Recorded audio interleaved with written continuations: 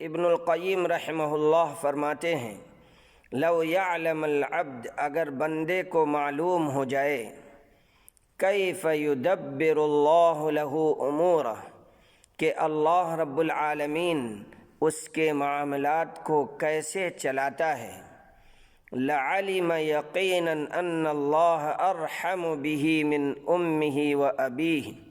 تو وہ یقیناً سمجھ جائے گا کہ اللہ تعالی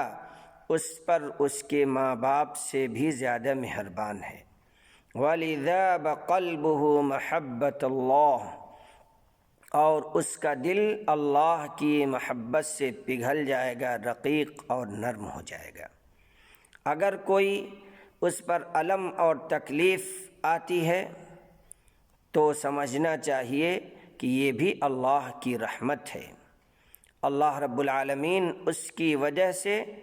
اس کے گناہوں کو بخش دے گا، معاف کر دے گا، اس کے درجات کو بلند کرنا چاہتا ہے، اور اس کے بدلے میں اللہ رب العالمین نوازے گا،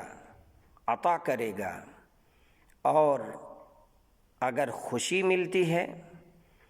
خوشی سے سرفراز ہوتا ہے، فَهَذَا فَضْلٌ مِّنَ اللَّهِ، تو یہ اس کے لیے اللہ رب العالمین کا فضل ہے، اللہ رب العالمین کی طرف سے اس کو نوازا گیا ہے، اس کا فضل ہے اور اس کی رحمت ہے۔